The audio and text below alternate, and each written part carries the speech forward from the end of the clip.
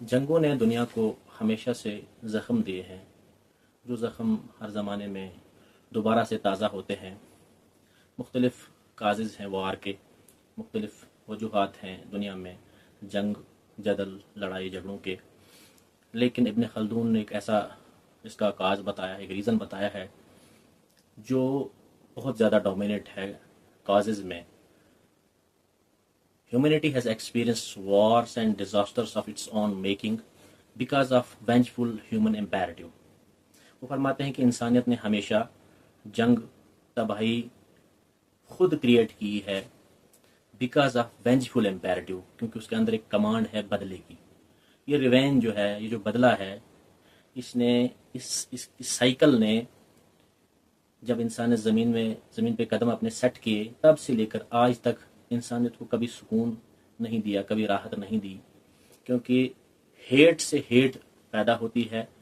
Heat سے heat further generate ہو جاتی ہے، پھر ایک کنٹینیوس سائیکل آف ریونج شروع ہو جاتا ہے۔ ایک زمانے کے اندر، ایک پیریڈ کے اندر اگر کسی ایک قوم نے کسی دوسرے قوم کے ساتھ کوئی زیادتی کی تو ان کے اندر وہ بدلے کی بھاونا اندر سے کلٹیویٹ ہونا شروع ہو جاتی ہے، پھر جا کے وہ اس وقت جنہوں نے ان کے ساتھ زیادتی کی ان کو اگر کچھ نہیں کر پاتے تو ان کی آنے والی نسلوں کے ساتھ زیادتی کرتے ہیں۔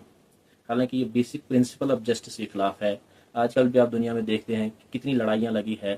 رشیا یوکرین جنگ ہوئی، لاکھوں لوگ مارے گئے،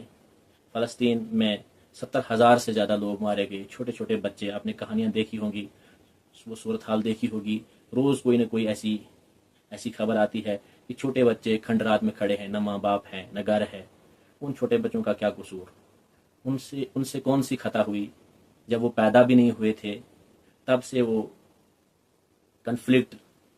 وجود میں آئی ہے، لیکن آج جا کے وہ چھوٹے بچے مارے جا رہے ہیں ان جنگوں میں، ان کو شہید کیا جاتا ہے بے دردی کے ساتھ۔ یہود ایک ٹائم میں جرمنی میں رہتے تھے، وہاں وہ فساد کرتے تھے، لیکن بعد میں ہٹلر نے اتنے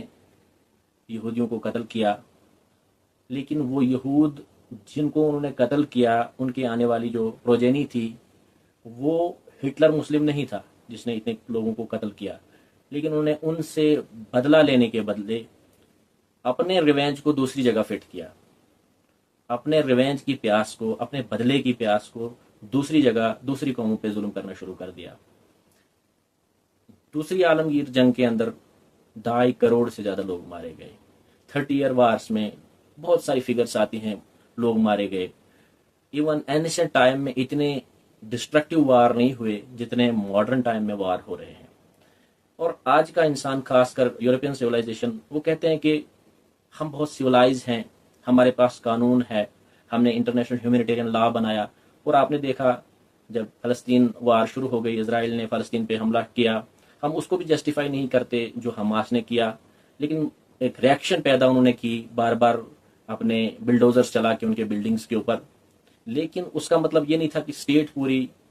ٹیررزم پہ اتر آئے۔ اتنے لوگوں کو انہوں نے شہید کر دیا، اتنے لوگوں کو انہوں نے بے دردی سے ہسپتالوں پہ بمبنگ کی۔ جو قانون کی بات وہ کرتے تھے کہ کمپٹنسی کا جو رول ہے، جو کمپٹنس اور نان کمپٹنس میں ڈفرینشیٹ کرنا ہے، جو لا آف پروپورشنلٹی تھا، وہی ہیوبرش کا دیا ہوا، اور جسے ہم جنیوا کنونشن کہتے ہیں، وہاں انہی لوگوں نے وہ قانون بنایا، بعد میں اس کی دھجیاں اڑا دی کہ نان کمپٹنٹس، ایون جانوروں تک کو نہیں چھوڑا گیا۔ یہ ایک عجیب سی ہیپوکریسی، ایک یونیک کائنڈ آف ہیپوکریسی جس کے لیے کوئی لفظ میرے پاس نہیں ہے۔ جب جانور سے زیادہ، جب قرآن کہتا ہے کہ بل ہم عدل، کہ جب انسان گر جاتا ہے اپنی سوچ میں، اپنے نفس میں، کل انعام، وہ جانور ہو جاتا ہے، بل ہم عدل، بلکہ ان سے بھی زیادہ گر جاتا ہے۔ تو اس کی مثال ہم نے دیکھا کہ چھوٹے چھوٹے بچوں کو شہید کر دیا گیا، مسجدوں پہ بم لگا دیے گئے، ہاسٹلس پہ بمبنگ کی گئی۔ حالانکہ یہ آپ ہاسٹلس میں اگر آپ کا اینیمی بھی ہو، اس کے اوپر بھی آپ ڈیورنگ ٹریٹمنٹ بمبنگ نہیں کر سکتے، اسے آپ کل نہیں کر سکتے۔ لیکن ایک عجیب سا ماحول دنیا میں بنا۔ جب فرسٹ ورلڈ وار ہوئی تو اس کے ہاف جتنے سیکنڈ ورلڈ وار میں 2.5 کروڑ سے زیادہ لوگ مارے گئے، لیکن اس کے ہاف لوگ نیشنلزم کے نام پہ فرسٹ ورلڈ وار میں مارے گئے۔ جب آگے آگے دنیا بڑھی اور یہ کیجویلٹیز، ڈیتھ ٹول زیادہ بڑھتا گیا، اور دوسری طرف سے ہمارا دعویٰ ہے کہ ہمارے پاس قانون جو ہے یہ وزڈم بیس ہے, یہ ایج اولڈ وزڈم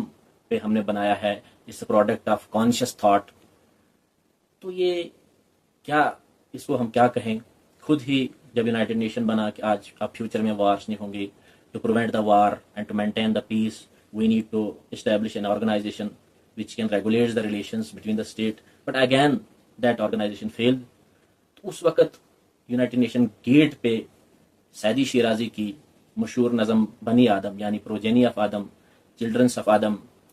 جس کے بارے میں قرآن کہتا ہے وَلَقَدْ كَرَّمْنَا بَنِي آدم, ہم نے آدم کی اولاد کو عزت دی, اسے چوز کیا گیا اور اسے انسکرائب کر دیا گیا یونائٹڈ نیشن کے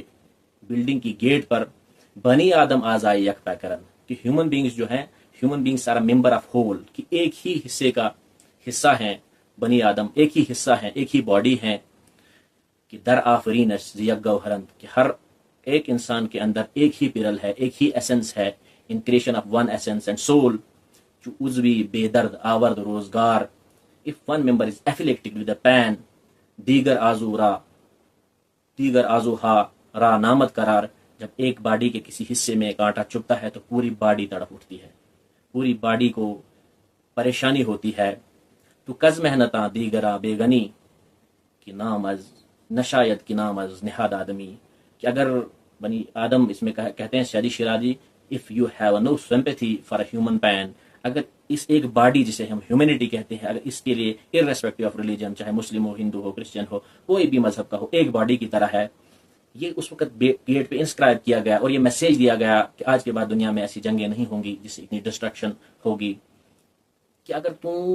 دوسرے اپنے حصے کی, اپنی سی باڈی کے حصے کی پین, دوسرے انسان کی پین کو فیل نہیں کرتا ہے, the name of human you can not ریٹین,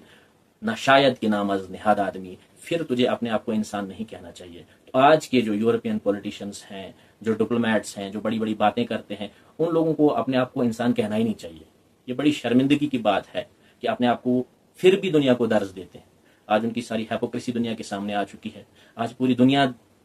نے جان لیا کہ there is a difference between the percept and the practice, between the principle and the practice. Principle theory میں ہیومینیٹیرین لا کے نام پہ انہوں نے دنیا کو دھوکہ دیا, لیکن پریکٹس میں امریکہ نے جتنی وارز لڑی, افغان وار لڑی, عراق کی وار لڑی, لاکھوں لوگوں کو انہوں نے قتل کیا. گوانتانامو بے کا حال آپ دیکھیں, ابو غریب کا افعال دیکھیں, وہ پکچرز موجود ہیں, نیٹ پہ موجود ہیں, جو ایمنسٹی انٹرنیشنل نے پبلش کی ہے, کس طرح سے وہ کتوں کے ساتھ, رسیوں کے ساتھ وہ باندھتے ہیں 10-15 آدمیوں کو, نیکڈ بالکل ننگا کرتے ہیں اور پھر کتے چھوڑ دیتے ہیں ان کے اوپر. یہ درندگی جس کے بارے میں علامہ اقبال نے کہا تھا تمہاری تہذیب خود ہی خودکشی کرے گی, جو شاخ نازک پہ آشیاں بنے گا ناپائیدار ہوگا. آج ہمیں وہ دکھتا ہے کہ علامہ نے بہت صحیح کہا تھا کہ تم جس تہذیب کو بڑا فخر کرتے ہو, سیلف ڈیلیوژن کا شکار ہو چکے ہو, تمہاری یہ تہذیب خودکشی کرے گی. ویسٹرن سویلائزیشن جو اپنے آپ کو بہت فخر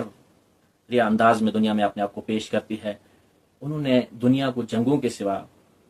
پریشانیوں کے سوا, اگر ٹیکنالوجی دی بھی, میں بھی اس کا استعمال کرتا ہوں, تو یہ ان میں کچھ ایسے چند لوگ تھے جو بڑے ذہین تھے, گلیلیو جیسے لوگ, آئنسٹائن جیسے لوگ, ان لوگوں نے یہ کنٹریبیوٹ کیا. باقی جو یورپین جو سو کارڈ لیڈرز ہیں, ڈیموکریٹس ہیں, ان نے پاور اٹینشن کے لیے پوری دنیا کو تباہ کر دیا. اور آج کا دنیا میں سب سے بڑا ظالم جو اگر ہے تو امریکہ ہے. آج بھی دنیا میں بدلے کی بات کی جا رہی ہے. کنفیوشس کا یہاں پہ مجھے ایک کوٹ یاد آتا ہے, وہ کہتے ہیں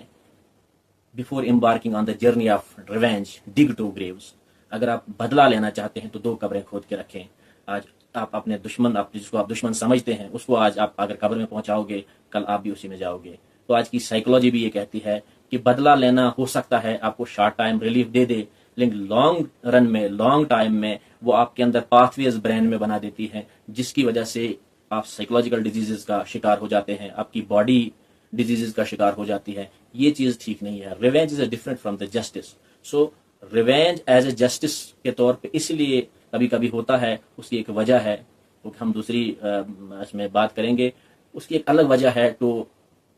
جسٹ دا انجسٹ, کسی کے ساتھ زیادتی ہوئی ہوگی, جیسے قرآن میں آتا ہے الحر بالحر العبد بالعبد, ایک بندے نے جرم کیا تو اسی ایک بندے کو سزا ملے گی. لیکن یہاں آج کل ماڈرن اسٹیٹس ساؤتھ ایشیا کے اندر بھی کولیکٹیو پنشمنٹ کی بات کرتی ہیں. اپنے آپ کو secular, civilised, democratic countries collective punishment کی بات کرتی ہے کہ فلانی قوم کے ساتھ ہم بدلہ لیں گے. اگر یہ سائیکل آف ریونج کہیں جا کے رکتا نہیں ہے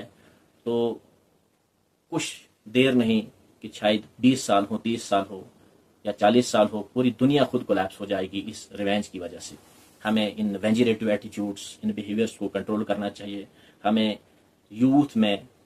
ان میں موٹیویشن پیدا کرنی چاہیے، ان کو اس بیہیورل کنٹینٹس کو کام کرنے کی کوشش کرنی چاہیے. بلکہ ایک ہر جو مذہب کا صحیح جاننے والا ہے، اسکالرس ہیں، ان کو آگے آ کر لوگوں کو بیسک ٹیچنگ جو پیس کی ہر مذہب دیتا ہے، اور بڑے جو مورلسٹ فلاسفرس ہیں ان کی باتیں جوانوں تک پہنچانی چاہیے اس سے پہلے کہ دنیا میں دیر ہو جائے. اور